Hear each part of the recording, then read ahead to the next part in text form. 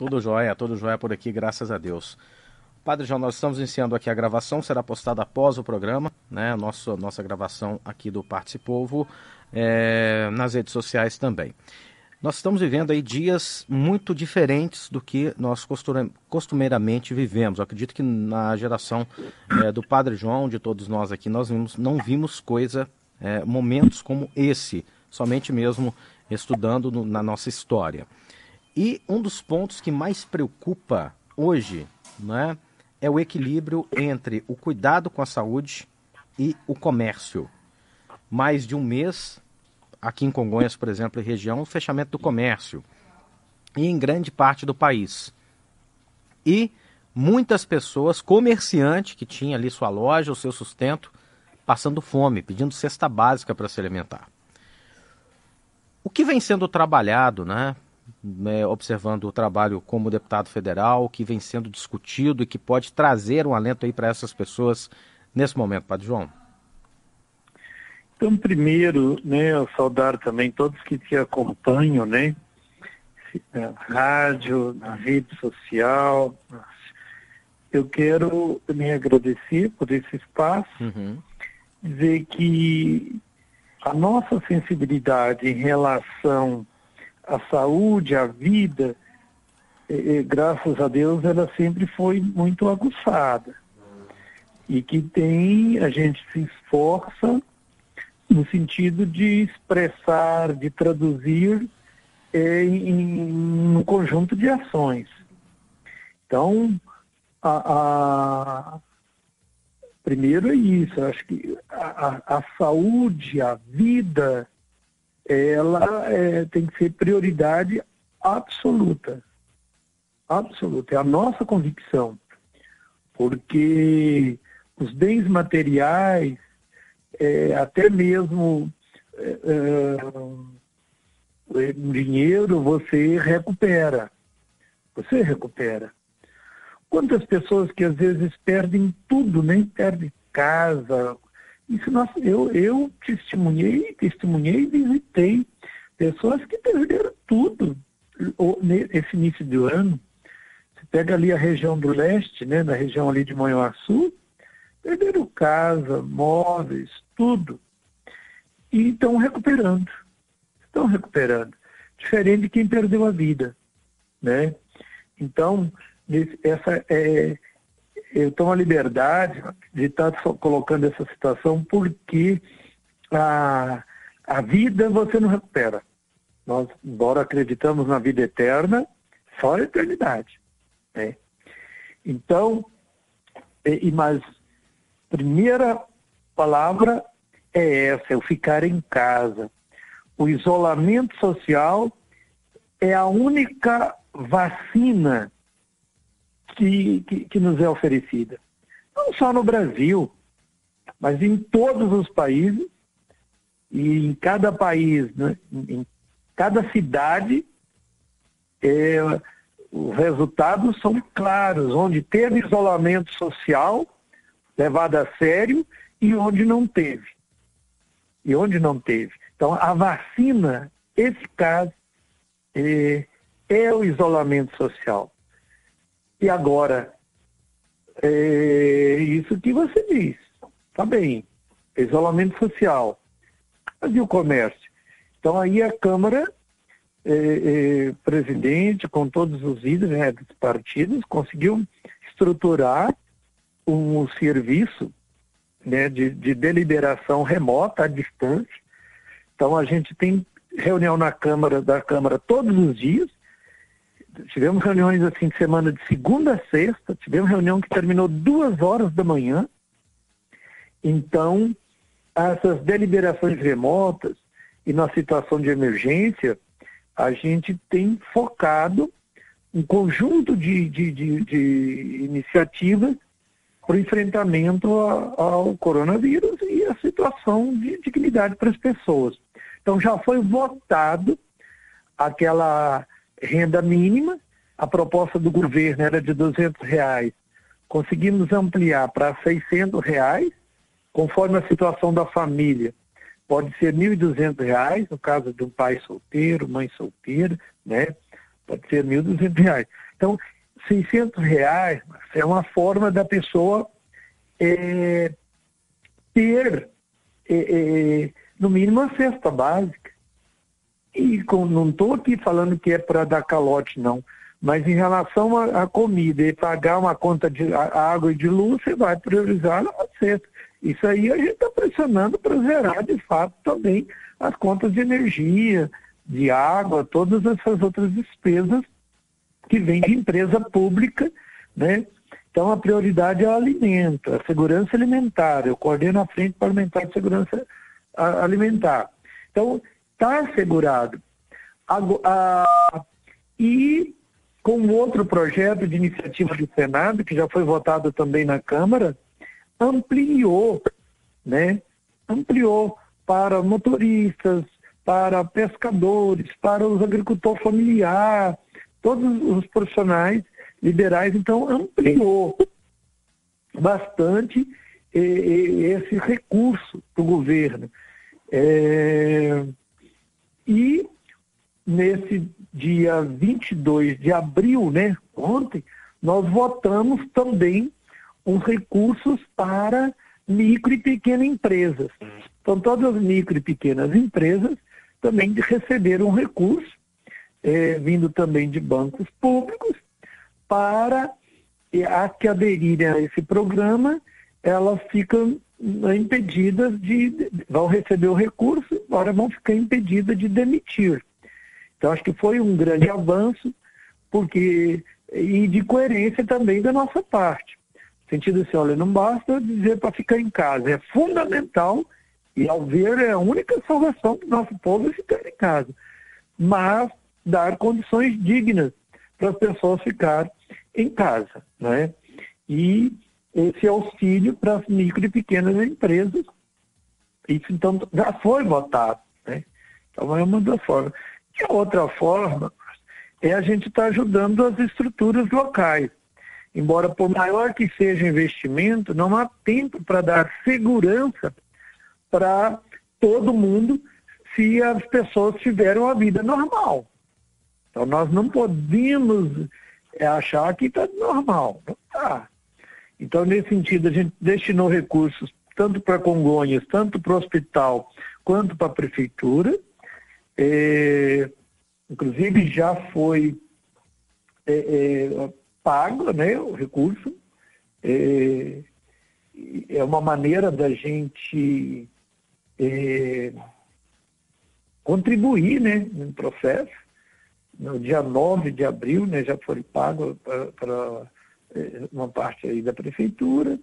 Na verdade, foi R$100 mil. Para o Hospital Bom Jesus, tem um valor de 140 mil. Mas o que a gente procurando estruturar Conselheiro Lafayette? Só Lafayette está dando mais de 1 milhão, somando prefeitura e os hospitais, porque são vários hospitais, e também a própria prefeitura, por ser a sede da microrregião de saúde. Então, só para o coronavírus, são mais de 600 mil exclusivos. Para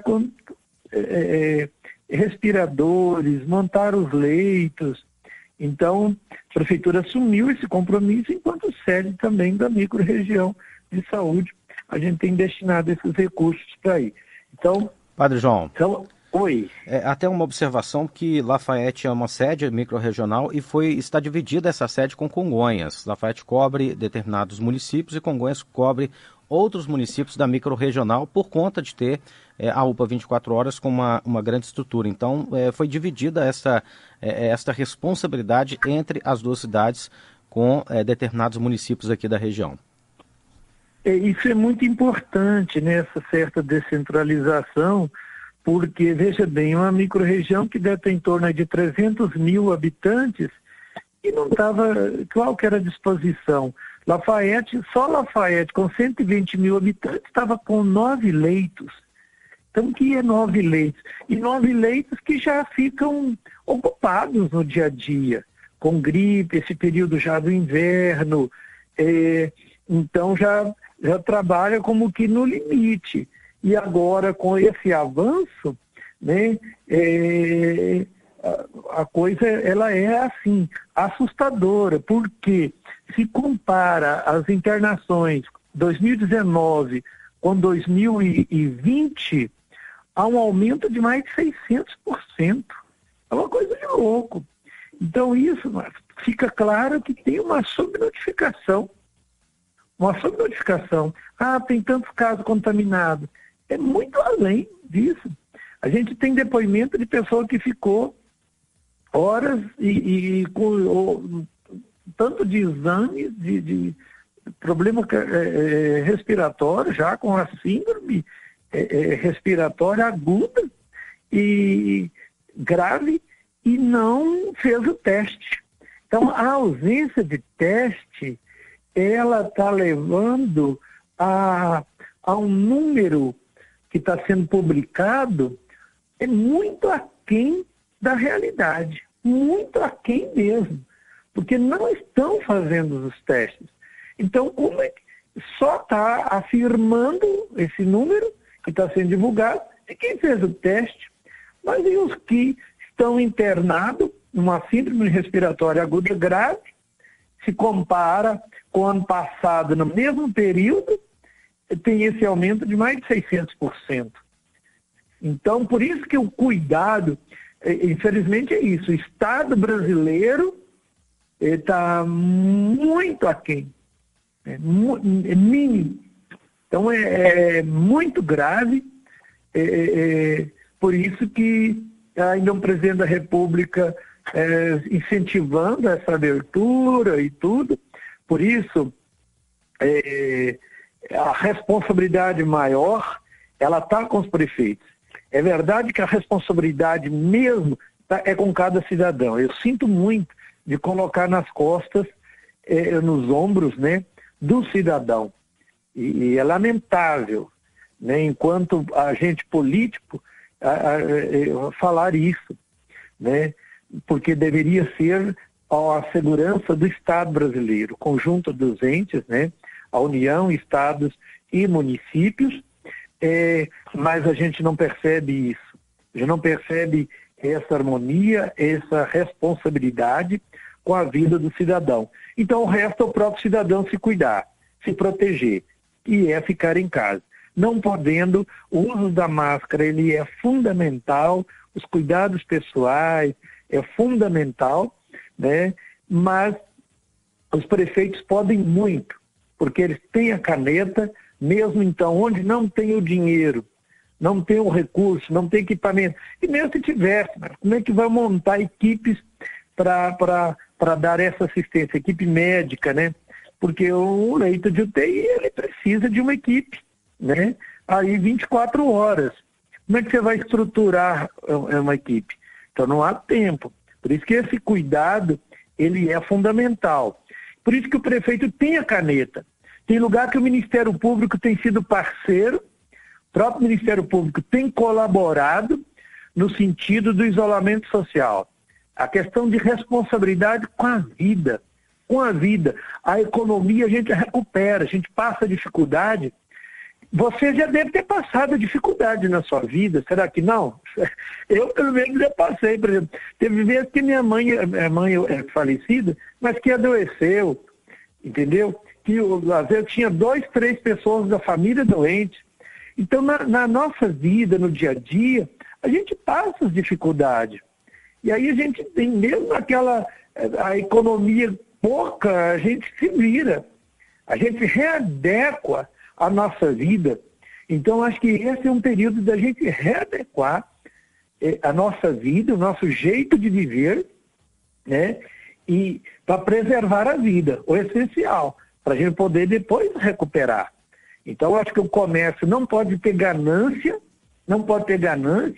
As micro e pequenas empresas têm que recorrer a esse recurso, o governo foi votado ontem, então vamos pressionar o presidente da República para sancionar, né, avançar, e os microempreendedores individuais, os profissionais liberais, têm esse auxílio, que é de R$600, que dá para se alimentar. Então, ou seja, é um período que a gente tem que repensar a nossa vida. e ter clareza de que o fundamental é a vida. Padre Então, João, Oi. sobre até essa situação, surgiu, né, de ontem para hoje, porque havia uma possibilidade de já antecipar a segunda parcela e já coloca em dúvida se tem reservas para pagar esse auxílio emergencial. É algo muito recente, muito quente hoje em Brasília e que está toda a imprensa, está o Brasil todo apreensivo com tudo isso. Há um mal entendimento ou realmente a situação é crítica nesse ponto? Olha, na verdade, quando a Dilma saiu, a reserva era mais de 300 bilhões de dólares. Então, o Brasil tem uma grande reserva, né? E, além disso, existem tantas outras medidas para você ter o dinheiro. Ter dinheiro. É possível. Então, é um jogo que está no governo desde o início. A queda do ministro Mandetta já era nessa linha, ou seja, uma queda de braço em relação à economia, e uma economia que a gente não pode falar que é de fato a verdadeira economia, porque onde não pensa na vida, no ser humano, investimentos nos pequenos, lá não é a verdadeira economia. Então, recurso tem. É um problema de comando do governo, um problema sério de comando. É uma crise criada, não é só de uma crise sanitária, não é só uma crise de saúde, é uma crise de comando, uma crise política do governo que tem gerado isso, ou seja, diz uma coisa, depois diz e que não falou. Então há uma insegurança, ela tem sido permanente, mas isso pode levar até o afastamento do presidente.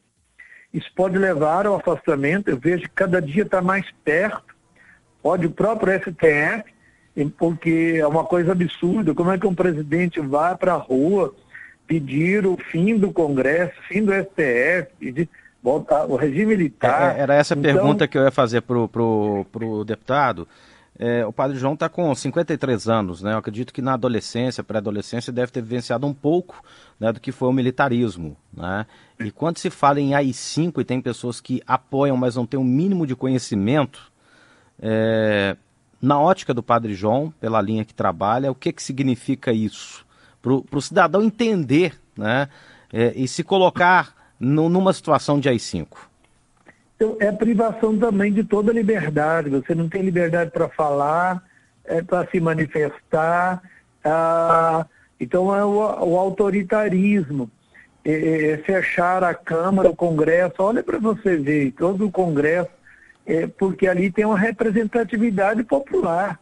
Se você pega hoje, dos 513 deputados, ali tem assentado de reforma agrária, tem médico, tem engenheiro, tem empresários. Então ali está a democracia, ali está tem toda uma representação de toda a sociedade, da diversidade da sociedade.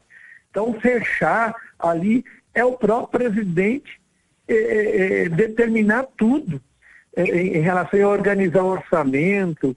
Então você imagina, porque o Congresso, quando discute um orçamento, que fica quase que o ano inteiro discutindo o orçamento do ano seguinte, ali tem muito debate, né, que tem que ir para a área social, para a agricultura, para o meio ambiente, para a cultura, para a educação.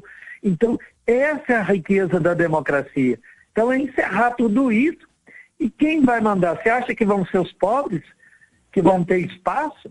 Os negros, os índios, os trabalhadores? Ou vão ser os grandes empresários somente, né? Então, esse é o grande problema. Quem defende não sabe, de fato, o que foi, né, o autoritarismo, né? A ditadura, na verdade. E quem se manifestava era torturado, preso e torturado. O próprio ato de manifesto, né, Padre João, no último domingo, ele não poderia ser realizado com AI-5 instalado no Brasil. Padre João, um assunto muito comentado nos últimos dias, até uma pergunta do nosso amigo Marcelo, jornalista, é o seguinte: quando o atual governo entrou, houve um corte considerável de verbas para a ciência, né? E nesse momento de coronavírus, nós temos, por exemplo, um estudo feito pela UFMG de um teste rápido do coronavírus, que é o grande problema que nós temos hoje. Nós não temos dados concretos, né? Nós não sabemos onde estamos nem para onde vamos, porque não sabemos quantas pessoas estão infectadas. E a UFMG tem, né, um estudo sendo realizado para desenvolver um teste rápido, que iria dar uma condição muito boa para todos nós. E depende de um investimento de cerca de R$1 milhão. Mas ainda não foi liberado esse investimento. Ou seja, é contraditório. Os fatos, né, eles estão provando o contrário da ação do governo quando retirou aquele investimento, grande parte do investimento que nós tínhamos em estudos, em ciência, em tecnologia no nosso país. Então, é um problema seríssimo de recursos. Na verdade, olha, houve aquele corte, assim que tiraram a Dilma, votaram aquela PEC 241, que hoje é a emenda constitucional 95, ela congelou os investimentos em saúde e educação. Só da saúde, 2019, foram mais de 20 bilhões a menos. Então, ou seja, a população cresce, tem mais problemas inclusive a pandemia, né? E com bem menos recurso. E esse investimento, tanto na saúde quanto na educação, e a situação casada também, a ciência e tecnologia, tudo. Então, é um ataque, na verdade, aos trabalhadores e às trabalhadoras, a quem depende do Estado brasileiro, aos mais pobres. É muito grave, porque o que é R$1 milhão para o governo não é nada. Só emendas nossas, se a gente pega emendas nossas, só para o Ouro Branco, por exemplo, como lá era a reforma do hospital, no hospital público, a gente chegou a destinar mais de 2 milhões que estão em reforma e está habilitado lá para receber. Foi adequado uma área para os pacientes, né, que dependerem nessa situação do coronavírus. Novas alas, né? Então, a Lafayette também, nós destinamos 600 mil só para o coronavírus. Então, é uma coisa assim, que até a bancada nossa, eu tenho destinado recursos também para as universidades e para os institutos federais, todo ano. Mas isso para o Poder Executivo não é nada. Não é nada. E avançava muito, porque com o teste a gente tem como rastrear qual a região do estado que está havendo maior índice de contaminação, como é que a gente então tem que investir, porque às vezes você vai montar tantos respiradores numa determinada região, eles vão ficar ociosos, enquanto na outra região é onde que o vírus. Então o teste, ele nos possibilita um plano estratégico também para cuidado, de capacitar as equipes, recursos de EPIs, porque nós temos que cuidar dos profissionais de saúde. A gente está na expectativa de votar hoje recursos também para os trabalhadores da área de saúde, porque a probabilidade de contaminação é grande, então por isso que os cuidados e investimentos dessas pessoas têm que ser maior. Então, você bem disse, acho que ser um teste dificulta muito. Por isso que redobra essa responsabilidade para o indivíduo, né? Não ficar em casa. Porque na dúvida é você ficar em casa. Porque o problema, Márcio, o Wilton também está aí com você, né? O Wilton Ferreira. Sim, o Wilton tem até uma pergunta para o deputado. Nós estamos ao vivo aqui na Rádio Congonhas com o deputado Padre João, um deputado com uma grande representatividade aqui para a região do Alto Paraupeba. O Participou tem um oferecimento da Entrefarma, o menor preço da cidade, e aquele atendimento especial lá com o Eri de Freitas e toda a equipe, e agora com teleentrega. Nesse período aí de coronavírus, né, não sai de casa, você recebe o medicamento em sua casa. Aquele medicamento controlado, pode receber em casa. Anote o telefone da Entrefarma, 3731-1383, 3731-1383. Wilton Ferreira. Ô, Padre João, meu amigo, tudo bem, né? Wilton, grande abraço, ai. Prazer estar falando contigo novamente. Estamos nessa luta, né? Trabalhando de casa, mas com as sessões da Câmara todos os dias. Mas estamos firmes para enfrentar o Covid-19, né? O coronavírus. Desse jeito. Padre João, o Lúcio de Fátima, seu amigo lá do PT, ele pediu que a gente fizesse uma pergunta para o deputado a respeito de verba para a saúde em Congonhas, já que o senhor tem ajudado muito a nossa região. Nós estamos aqui com o Hospital Bom Jesus, prestes a entregar alguns leitos de CTI. Haveria possibilidade, Padre João, do deputado, através de alguma emenda, ajudar também a essa obra andar um pouco mais rápido aqui na nossa cidade, deputado? Então, em 2020, destinamos agora para ir para o hospital 140 mil, para custeio. Não é para investimento, custeio é o que gasta no dia a dia aí. E para a prefeitura, que já foi paga, inclusive, foi paga no dia 9 de abril, o valor de R$100 mil. 100 mil. E isso em 2020. Se a gente pegar para os anos anteriores, a gente chegou a equipar, por exemplo, várias... nós chegamos a destinar recursos mais para investimento para equipar as unidades básicas de saúde. Desde o mandato lá, que iniciou lá com o Anderson, né, houve uma descentralização das unidades básicas de saúde. A gente chegou a destinar muito recurso para equipamento. Mas 2020, vamos falar, é 140 mil para o hospital, e Hospital Bom Jesus, e que a gente chegou a destinar recursos também anterior, no ano anterior também para o hospital. E esse ano, dia 9/4, foi pago para a prefeitura esses R$100 mil. E a verdade, o Hilton Ferreira, companheiro também, o Márcio Elias, quando a gente ajuda um pouco na região como um todo, a gente impede tumultuar um único lugar. Então a gente chegou a destinar recursos para vários municípios, né? Belo Vale, nós destinamos, Belo Vale, Lafayette, eu já disse, para todos os hospitais receberam, o Queluz, São Camilo, São Vicente, Maternidade São José, para Entre Rios de Minas também, todos eles têm destinado, Lamin, então Ouro Branco, eu já falei, Ouro Preto, até Rio Espera. Então a gente tem procura, porque quando a gente ajuda nos outros municípios, possibilita que pelo menos as questões mais básicas sejam resolvidas localmente. Padre João, até a pergunta do Hilton é pertinente por um fator que o próprio deputado disse há pouco.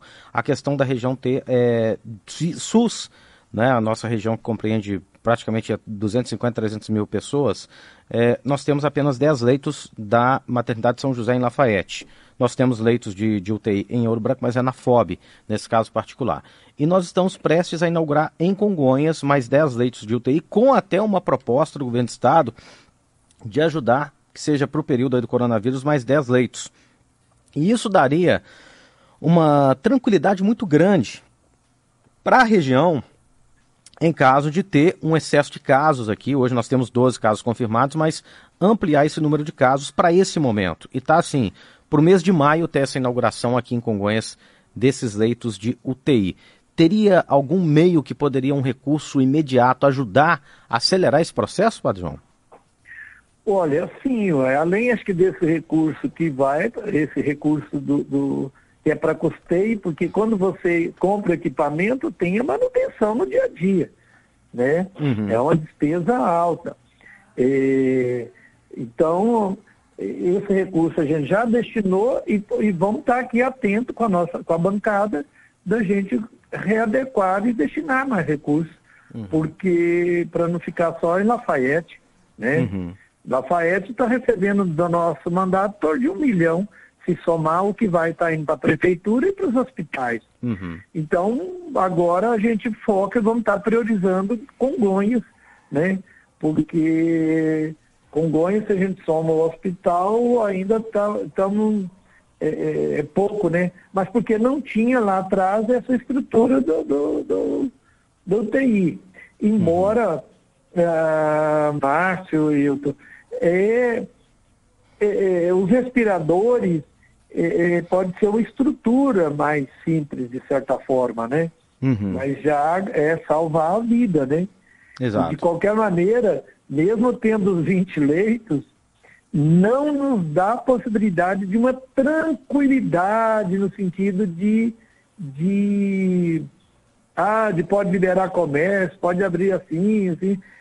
O cuidado, ele é fundamental, porque é muito aquém. Se pega os 10 leitos, uma pessoa para fazer cirurgia, por exemplo, em Lafayette, porque pode depender do UTI. Às vezes ela fica aguardando 3, 4 meses, porque não tem vaga. Então, no dia a dia, esses leitos já estão lotados, bem dizer. Está sobrecarregado, né? Sobrecarregado. E agora, nesse período de inverno, sempre é mais complicado, porque vem a gripe, vem a pneumonia, né? Então, aí, 040, né? Acidente, é um monte de coisas que acontecem que eles estão sobrecarregados. Por isso que o ficar em casa é a única vacina. Eu, Marcos Elias, companheiro Hilton Ferreira, a única vacina em relação ao coronavírus é o isolamento social. Padre João, não tem outro. Observando até, nós já temos uma ajuda para determinados empresários, mas outros não conseguiram essa ajuda e estão passando por muita dificuldade. Teria algum outro programa, alguma linha de crédito que está em estudo ou em votação também para dar esse suporte? Nós temos, por exemplo, aqui em Congonhas, duas iniciativas. Uma da Associação Comercial tentando a reabertura do comércio, que está em análise pelo Poder Público.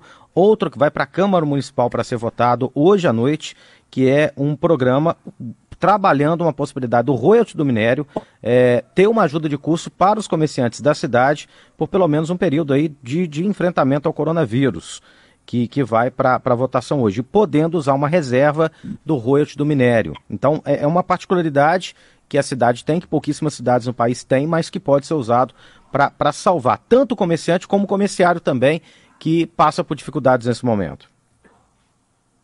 Então, acho que tem iniciativa que pode ser feita em nível municipal, legislativo. E em tempo de calamidade, então, acho que há uma amplitude, as possibilidades são bem maiores no sentido de ter certa autonomia da destinação dos recursos, superando as burocracias. Como eu disse, nós votamos ontem na Câmara esse apoio para as micro e pequenas empresas. Acho que muitos setores ficam contemplados. A gente percebe que nessa área de beleza, tem muitos MEIs, né? Muitas pessoas que, como microempreendedor individual, caminhoneiros, motoristas de aplicativo, profissional liberal, essas pessoas estão contempladas naquele auxílio de R$600. Né? E agora essa adesão a esse programa de apoio à micro e pequena empresa, elas vão ter também este recurso e com a condição, é verdade, de não demitir ninguém. Correto. Padre João, muito obrigado pela participação aqui conosco na Rádio Congonhas. Olha, eu que agradeço por esse espaço, estamos às ordens, né? Nosso compromisso seja lá na Câmara Federal, na votação, na fiscalização, mas também a nossa sensibilidade e iniciativas aí com Congonhas, toda a região. Grande abraço, Marcos Elias, grande abraço, Hilton Ferreira, um abraço também muito especial a todos os ouvintes do Participou.